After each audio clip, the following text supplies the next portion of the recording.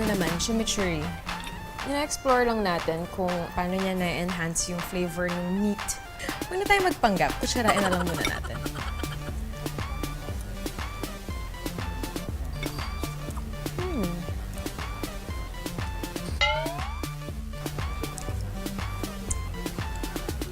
One word, kakaiba.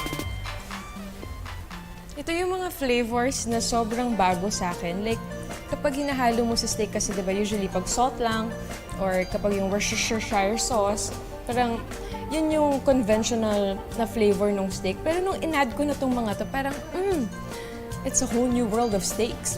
Last but not the least, the chipotle. Ang hirap naman maging sosyal.